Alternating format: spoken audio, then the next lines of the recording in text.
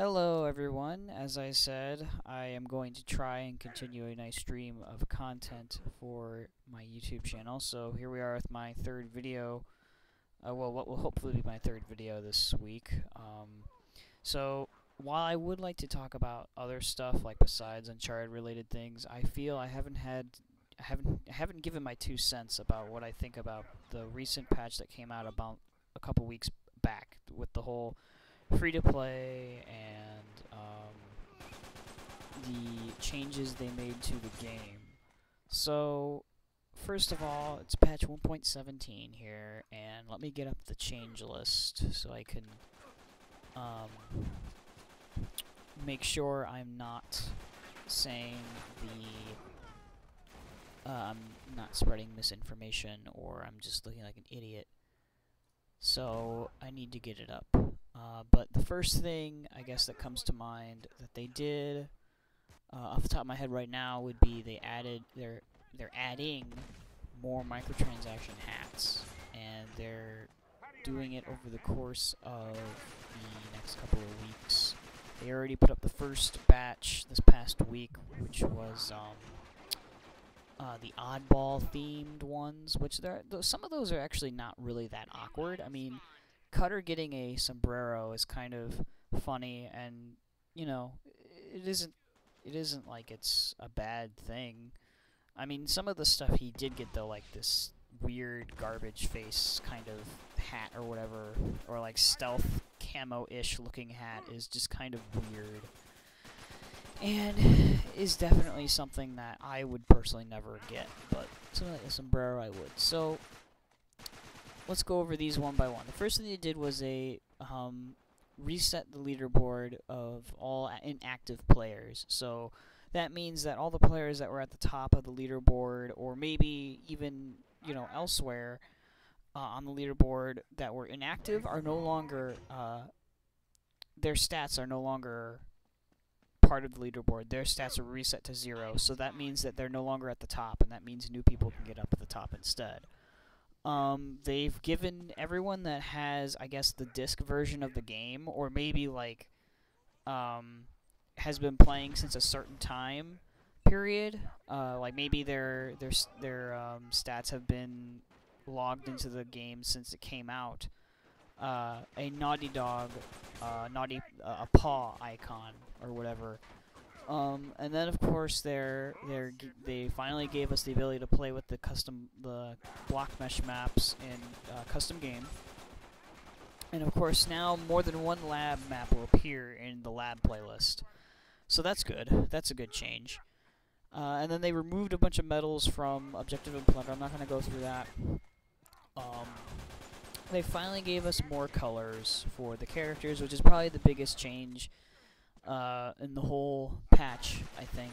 I don't think there's anything that is more substantial than that, than maybe the potential of them finally having fixed the dead body glitch, but then I'm not even really sure if that's actually true, because I remember reading within the first week that there were other issues with the dead body glitch that rose up, or cropped up. So then they added, a new tournament tier, which is Platinum, which should have been given to us, like, 2 months ago, like, back in January, not in February, but instead we got it in January. Or hell, actually, I think it might have even been, it would have made sense in December, but because they had that Platinum tier there listed since October, and you just couldn't get to it yet until, they actually had patched it in. So that gives, you're allowed to get new headgear for the Djinn if you reach the Platinum tier X amount of times. I'm not going to go through all that bullcrap. And then, of course, they don't go into any details on what technical fixes they did, other than the fact that people on the forums believe they fixed, I believe, some airwalking glitch, apparently, and of course, the dead body glitch, as I mentioned before. So, did patch 1.17 live up to the hype?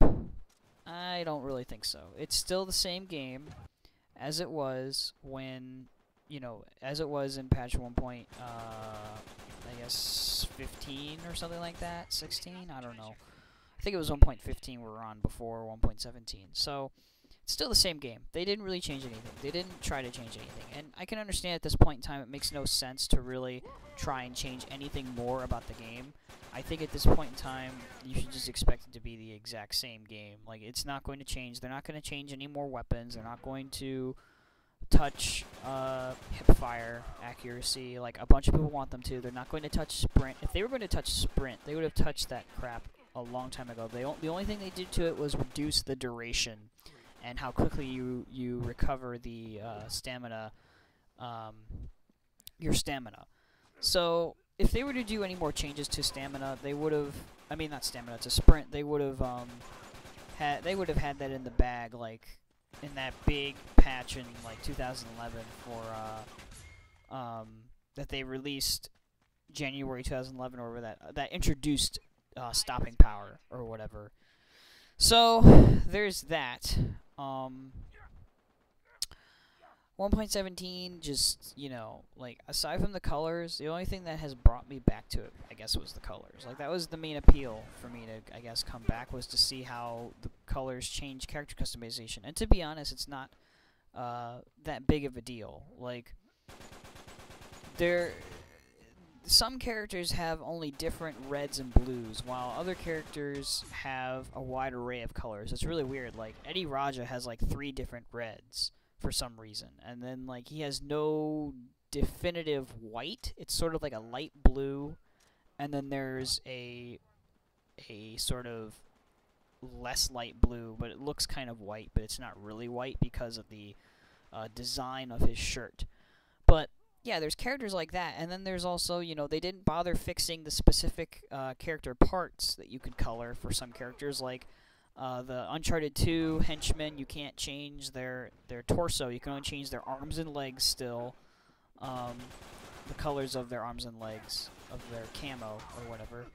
And then you can't change Drake's whole torso of his you can't change his winter jacket torso, the winter Drake skin.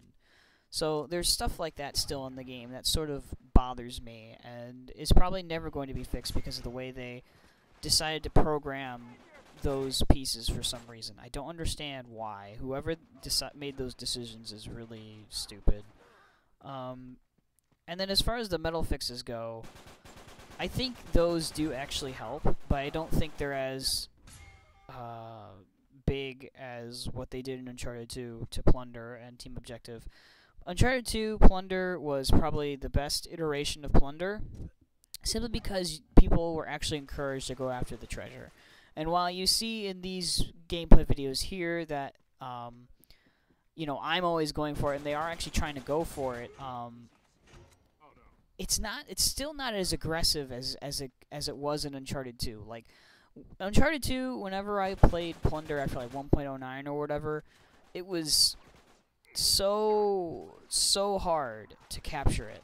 Like, even if you had your own good set of teammates, the other team was always more aggro towards getting the idol than your team. So, you know, I mean, does it really make the game that much more different than it was before the patch? I don't really know. I can't say for sure, because I didn't play Plunder for very long before the patch. After the patch, I mean, it played about the same as it always has for me. I've never really run into these large amounts of kill farmers or these people that just, you know, don't cap the treasure. They just go for kills. It's just, I don't know, it's just weird. But, I mean, patch 1.17 didn't really live up to the hype. And I guess the reason is because there's only 2 people working on the multiplayer now, according to them. According to Naughty Dog, or Eric at least, there were only 2 people who worked on this patch. At least that's what I read. I don't know how true that is, but if it really is true, there's only 2 people left working on this multiplayer, then I think it's safe to say that the rest of the team is probably working on The Last of Us multiplayer, like they're helping out with that, or they've been moved up to Uncharted 4. And you know the other team is probably making Uncharted 4, which is the Uncharted 3 team. You know they are. There's no reason to suspect they're not, so otherwise why make the team split up in the first place? You know, why have a Last of Us team and why have an Uncharted team if the current team on Uncharted 3 wasn't going to make the next Uncharted. So there's that. Like 1.17 was kind of bleh. I mean, I wasn't really expecting much. I was just expecting colors. That's all I was expecting. And I guess in that regard, it sort of lived up to that, but I was still pretty disappointed in what they did. They didn't bother to try and fix some of the character pieces you could color on some characters, but I guess that's not a big deal. So that was expecting too much of them. So the other thing I wanted to talk about was free-to-play. What also came with the patch was free-to-play. Naughty Dog decided to make the multiplayer downloadable in the same vein as Killzone 3 and Starhawk, except instead of you paying for it, it instead is, instead of buying the multiplayer, like buying it up front, you're essentially downloading it, and then you can play for free up to level 15. And of course, you have access to all those unlocks up to level 15. But after level 15, you either have to pay like $4 to level up to 25, or you just pay the full amount up front to level up, you know, all the way up to 75. Which I forget how much that is, but I think it's like $15 or something insane like that. Or $10, I forget. But what also comes with this free-to-play is that there's ads that play when you're playing it for free, when you don't pay for anything. So that's kind of dumb. And apparently these ads play in the lobby, and it's after every match. So not only are you limited in what you can level up to, but you're also limited in your ability to switch loadouts before a match is about to start, which I think is pretty damn ridiculous. Like, I could never enjoy that. That would be horrible. That would be a huge disadvantage for that player. For me, personally, because I tend to switch loadouts depending on what the map is. I don't know about anybody else, but that's what I tend to do. So that's a huge bummer. And then on top of that, with the free-to-play stuff, it's in total a lot more expensive to pay for the free-to-play options to unlock than it is to buy the Game of the Year edition of Uncharted 3. But of course, Naughty Dog actually encourages you, if you're going to buy all the stuff in the free-to-play package, if you're going to buy all that, they actually encourage you to just get the Game of the Year edition anyway off of the PlayStation Store. So at least they're somewhat being upfront about it, but I don't know. Like, it really just seems weird. Why don't you just make it the exact same price as if you were to buy the full game, you know? Or make it a little bit less than that. It doesn't make any sense that they are pricing their multiplayer so much more than both the single player and the multiplayer combined in the Game of the Year edition. But anyway, what is Free-to-Play's goal? Free-to-Play's goal is to increase the populace within the game. You know, get new players into it and see if they'll stick around long enough to essentially get some new life flowing in the game. Does Uncharted 3's free-to-play do that? I have no clue because I don't have the statistics, but apparently they got a decent amount of downloads, I guess. I don't know. I haven't really heard how many downloads they got. I think they already got 100,000 or something like that, maybe, is what I heard. But who knows how many of those 100,000 actually have stuck around since then? You know, since they downloaded it.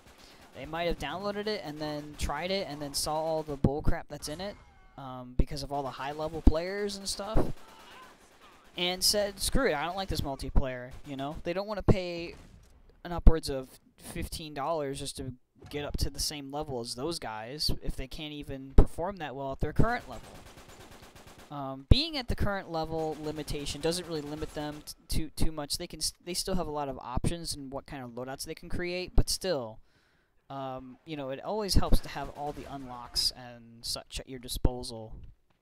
But basically, the free-to-play also, its secondary goal is to decrease the amount of lag in the game. And how does it do that exactly? Well, basically, Uncharted 3 is peer-to-peer, right? So it's pretty much based off of the connections of the players. It doesn't have any server or whatever. It doesn't have a dedicated server where like the server is handling all the connections, being, you know, at the same time. So having more players in the US in the U.S.